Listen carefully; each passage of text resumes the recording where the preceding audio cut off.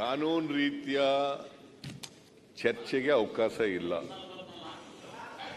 Adjournment motion ಕೊಡಕ್ ಬರಲ್ಲ. Because ಈಗಾಗಲೇ ನಾವು SIT ತಯಾರು ಮಾಡಿದ್ದೀವಿ. ಸುಮಾರು 3/4 ಭಾಗದಷ್ಟು ತನಿಖೆ ಮುಗಿದಿದೆ. ಈ ಹಂತದಲ್ಲಿ ಚರ್ಚೆ ಮಾಡಬೇಕು ಅಂತಕ್ಕಂಥದ್ದು ಕಾನೂನು ರೀತಿ ಬರಲ್ಲ. ಆದರೂ ಈ ರಾಜ್ಯದ ಜನರಿಗೆ ಸರಿಯಾದಂತ ಮಾಹಿತಿ ಹೋಗ್ಬೇಕು ಅನ್ನೋ ಕಾರಣಕ್ಕೋಸ್ಕರ ನಾವು ಚರ್ಚೆ ಮಾಡಲಿಕ್ಕೆ ಒಪ್ಕೊಳ್ತೇವೆ. ಆದ್ರೆ ಕ್ವಶನ್ ಅವರ್ ಆದ್ಮೇಲೆ ಚರ್ಚೆ ಮಾಡಲಿ. ಕ್ವಶನ್ ಅವರ್ ಬಾಬಾ ಸಾಹೇಬ್ ಪಾಟೀಲ್ ಕಿತ್ತೂರ್ ವೀರೈಂದ್ ಹೇಳಪ್ಪ, ವೀರೈಂದ್ ಹೇಳ್ರಿ. ಬಾಬಾ ಸಾಹೇಬ್ ಪಾಟೀಲ್ ಕಿತ್ತೂರ್ ವೀರಯ್ಯನ ಅರೆಸ್ಟ್ ಆಗಿದೆ 2 ಸರಿ MLC ಆಗಿದೆ. ದಯವಿಟ್ಟು ಕೂತ್ಕೊಳ್ಳಿ, ಹೇಳಿ ಅದನ್ನ. ಬಾಬಾ ಸಾಹೇಬ್ ಕಿತ್ತೂರ್ ಅಶ್ವಥ್ ಅವ್ರು ಯಾಕೆ ನಿಲ್ತೀರಿ? ಸಹಾಯಕ ನಿರ್ದೇಶಕರ ಕಚೇರಿಯನ್ನು ಚೆನ್ನಮ್ಮ ಕಿತ್ತೂರು ಯಾವಾಗ ಪ್ರಾರಂಭ ಮಾಡಲಾಗುವುದು? ಈ ಕಚೇರಿ ಪ್ರಾರಂಭಿಸಲು ವಿಳಂಬವಾಗಲು ಕಾರಣಗಳೇನು? ಕಂದಾಯ ಸಚಿವರು ಅಡ್ಜಸ್ಟ್ಮೆಂಟ್ ಬೇಕಾಗಿಲ್ಲ. ನಮ್ದು ಪಾರ್ಟಿ ಸ್ವಚ್ಛ ಆಗ್ಬೇಕು, ನಿಮ್ದು ಪಾರ್ಟಿ ಸ್ವಚ್ಛ ಆಗ್ಬೇಕು. ಯತ್ನಾಳ್ ಅವರೇ, ನೀವು ಸೀರಿಯಸ್ ಮಿನಿಸ್ಟರ್ ಆಗಿದ್ದೀರಿ, ನಿಮ್ಗೆ ಸೀರಿಯಸ್ನೆಸ್ ಅಲ್ಲ ಸರ್. ಈಗ ಕೇಂದ್ರದ ಮಂತ್ರಿ ಆಗಿದ್ದವರು ಏನಂತ ಗೊತ್ತಿರಲ್ಲ, ಏನ್ ಮಾತಾಡ್ತೀವಿ ಅಂತ ಗೊತ್ತಿರಲ್ಲ, ಯಾವ ನಿಲುವು ತಗೊಳ್ತೀರಿ ಅಂತ ಗೊತ್ತಿರಲ್ಲ. Won't changing your stand always. ಒಂದ್ಸಾರಿ ಹೇಳ್ತೀರಿ 2,500 ರೂಪಾಯಿ ಕೊಡಬೇಕು, 2,500 ಕೋಟಿ ಕೊಡಬೇಕು, ಚೀಫ್ ಮಿನಿಸ್ಟರ್ ಆಗ್ಬೇಕಾಗಿರೋ ಅಂತ ಹೇಳ್ತಾರೆ. ಆಮೇಲೆ ಅದರಿಂದ ಹಿಂದಕ್ಕೆ ಸಿಬಿಐ ಕೊಡ್ರಿ ತನಿಖೆಗೆ, ಅದನ್ನ ಕೊಡ್ರಿ ಸಿಬಿಐ ತನಿಖೆಗೆ. ನಿಮ್ ಸರ್ಕಾರ ಇದ್ದಾಗ ಯಾಕೆ ಕೇಳಲಿಲ್ಲ? ಸಿಬಿಐ ಕೊಡ್ಬೇಕು ಅಂತ ಯಾಕೆ ಕೇಳಲಿಲ್ಲ? ಸುಮ್ಮನೆ ಏನೋ ಬಾಯಿ ಬಂದಾಗ ಏನೋ ಮಾತಾಡ್ತಾರೆ. ಮಂತ್ರಿಗಳೆಲ್ಲ ಕೂತ್ಕೊಳ್ಳಿ, ಮಂತ್ರಿ ಅವರೇ ಕೂತ್ಕೊಳ್ಳಿ, ಮಂತ್ರಿ ಅವರೇ ಕೂತ್ಕೊಳ್ಳಿ. ನೀವು ಯಾಕೆ ಟೈಮ್ ವೇಸ್ಟ್ ಮಾಡ್ತೀರಿ?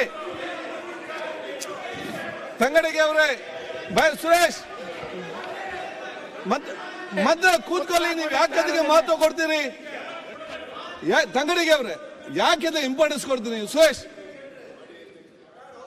ಯಾವ ಕಿತ್ತೂರು ಬಸವಪ್ಪ ಕಿತ್ತೂರು ಜೋರಾಗಿ ಮಾತಾಡಿ. ಮಾನ್ಯ ಸಭಾಧ್ಯಕ್ಷರೇ, ಚುಕ್ಕೆ ಕುರಿತ ಪ್ರಶ್ನೆ ಸಂಖ್ಯೆ 50 ಮಾನ್ಯ ಕಂದಾಯ ಸಚಿವರಲ್ಲಿ ಕೇಳಬಯಸುತ್ತೇನೆ. ಮಾನ್ಯ ಅಧ್ಯಕ್ಷರೇ, ಗೌರವಾನ್ವಿತ ಸದಸ್ಯರಿಗೆ ಉತ್ತರ ಒದಗಿಸಿಕೊಟ್ಟಿದ್ದೇವೆ. ಸರ್, ಉತ್ತರ ಬಂದಿದೆ. ಆದರೆ ಸುಮಾರು 2016ರಿಂದ ಇಲ್ಲಿವರೆಗೆ 20 ಜನ ಆಫೀಸಿಗೆ ಕೊಟ್ಟಿದ್ರು. ಇವತ್ತಿಗೆ ಇರೋರು ಕೇವಲ ಒಬ್ಬರೇ ಒಬ್ಬರು. ಅದಕ್ಕೆ ಆದಷ್ಟು ಬೇಗನೆ ಅಲ್ಲಿ ಸ್ಥಳಾಂತರಿಸಿದಂಥ ವ್ಯಕ್ತಿಗಳನ್ನ ಆ ಕಚೇರಿಗೆ ಹಾಕಿಕೊಟ್ಟು ಆ ಕಚೇರಿಯನ್ನು ಪ್ರಾರಂಭಿಸಬೇಕಂತ ತಮ್ಮಲ್ಲಿ ವಿನಂತಿ ಮಾಡ್ಕೊತೇನೆ ಸರ್. ಮಾನ್ಯ ಅಧ್ಯಕ್ಷರೇ, ಮಾನ್ಯ ಸದಸ್ಯರ ಕಾಳಜಿ, ಕೂತ್ಕೊಳ್ಳಿ. ಸದಸ್ಯರದ್ದು ಸರ್ವೆ ಇಲಾಖೆಯಲ್ಲಿ ಹುದ್ದೆಗಳನ್ನ ಭರ್ತಿ ಮಾಡಬೇಕು ಅಂತ, ಅದರಲ್ಲೂ ಅವರ ತಾಲೂಕಿಗೆ ಮಂಜೂರಾಗಿರ್ತಕ್ಕಂಥ ಹುದ್ದೆಗಳು ಖಾಲಿ ಇದ್ದಾವೆ, ಅವ್ರನ್ನ ಭರ್ತಿ ಮಾಡಬೇಕು ಅಂತ ಕೇಳಿದ್ದಾರೆ. ಸದಸ್ಯರು ಕೇಳಿರೋದು 100ಕ್ಕೆ 100 ಸರಿ ಇದೆ. ಅದನ್ನು ಮಾಡಬೇಕಾಗಿರೋದು ನಮ್ಮ ಕರ್ತವ್ಯ ಇದೆ.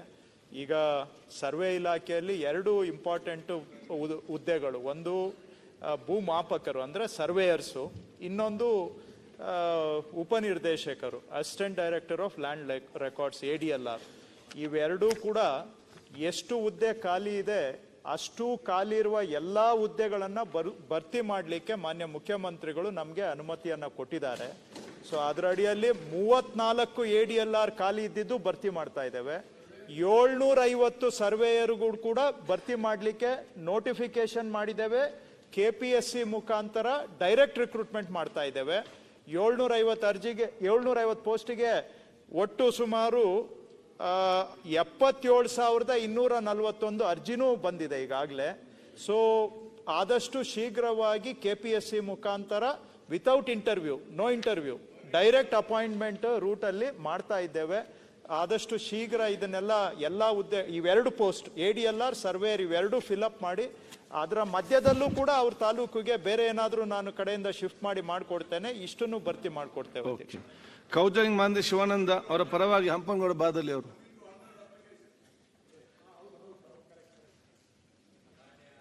ಸಚಿವರನ್ನ 19ನೇ ಪ್ರಶ್ನೆ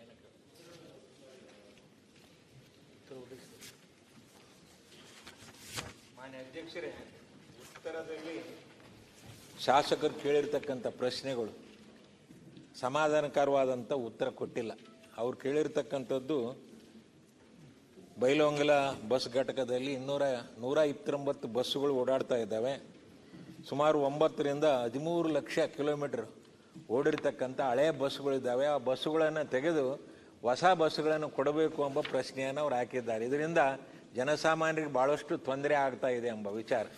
ಉತ್ತರದಲ್ಲಿ ಕೇವಲ 9 ಹೊಸ ಬಸ್ಸುಗಳನ್ನು ಮಾತ್ರ ಕೊಟ್ಟಿದ್ದಾರೆ. ಇನ್ನು ಹೆಚ್ಚಿನ ಹೊಸ ಬಸ್ಸುಗಳನ್ನು ಆ ಡಿಪೋಕ್ಕೆ ಕೊಡಬೇಕಂತ ಮನವಿಯನ್ನು ಮಾಡಿಕೊಂತಾರೆ ಶಾಸಕರ ಪರವಾಗಿ. ಓಕೆ. ಸಭಾಧ್ಯಕ್ಷರೇ, ಬಸ್ಸುಗಳು 9-10 ಲಕ್ಷ ಕಿಲೋಮೀಟರ್ ಓಡಿರೋದಂತೂ ನಿಜ ಸಭಾಧ್ಯಕ್ಷರೇ. ಕಾರಣ ಏನಂದರೆ 2019ರಿಂದ 23ವರೆಗೂ ಕೂಡ ಒಂದು ಬಸ್ಸು ವಾಯುವ್ಯ ಕರ್ನಾಟಕ ಸಾರಿಗೆಯಲ್ಲಿ ತಗೊಂಡಿರಲಿಲ್ಲ. ಅದರಿಂದ ಏನಾಗಿದೆ, ಮತ್ತೆ ಹೋದ ವರ್ಷ 23-24ರಲ್ಲಿ 425 ಬಸ್ಸು ಸೇರ್ಪಡೆ ಆಗಿದೆ. ಮತ್ತು ಈ ವರ್ಷ ಕೂಡ 408 ಬಸ್ಸು ಸೇರ್ಪಡೆ ಆಗುತ್ತೆ. ಬಂದಾಗ ಬೈಲಹೊಂಗಲಕ್ಕೆ ಕೊಡೋಣ ಸಭಾಧ್ಯಕ್ಷ. ಓಕೆ. ದರ್ಶನ್ ಧ್ರುವ ನಾರಾಯಣ್. ಮಾನ್ಯ ಸಭಾಧ್ಯಕ್ಷರೇ, ಸತೀಶ್ ಜಾರಕಿಹೊಳಿ ಅವರು ಚುಕ್ಕೆ ಗುರುತಿನ ಪ್ರಶ್ನೆ ಸಂಖ್ಯೆ 77 ಮಾನ್ಯ ಸಚಿವರಲ್ಲಿ ಕೇಳಲಿಕ್ಕೆ ಬಯಸ್ತೇನೆ. ಮಾನ್ಯ ಸಭಾಪತಿಗಳೇ, ಸನ್ಮಾನ್ಯ ಸದಸ್ಯರಿಗೆ ಉತ್ತರ ಒದಗಿಸಲಾಗಿದೆ. ಮಾನ್ಯ ಸಭಾಧ್ಯಕ್ಷರೇ, ಉತ್ತರವನ್ನು ಮಾನ್ಯ ಸಚಿವರು ಒದಗಿಸಿದ್ದಾರೆ. ನನ್ನ ವಿಶೇಷ ವಿನಂತಿ ಮಾನ್ಯ ಸಚಿವರಲ್ಲಿ, ನಮ್ಮ ನಂಜನಗೂಡು ತಾಲೂಕಿನ ಹುಳ್ಳಳ್ಳಿ ಹೋಬಳಿ ಏನಿದೆ,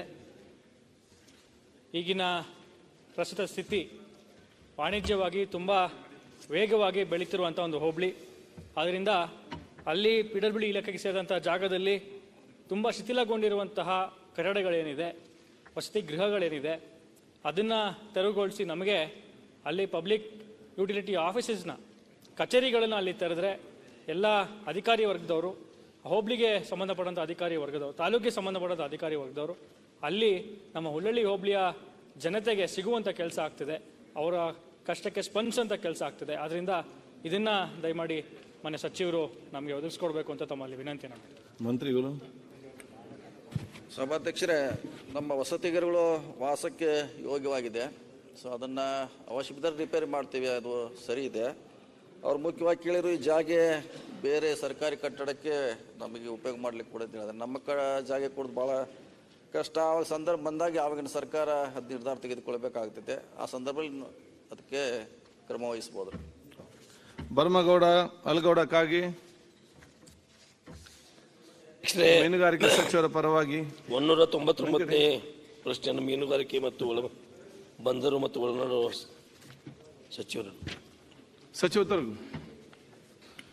ಸನ್ಮಾನ್ಯ ಸಭಾಧ್ಯಕ್ಷರೇ, ಉತ್ತರವನ್ನು ಒದಗಿಸಲಾಗಿದೆ. ಅಧ್ಯಕ್ಷರೇ, ಉತ್ತರವನ್ನು ಒದಗಿಸಿದ್ದಾರೆ.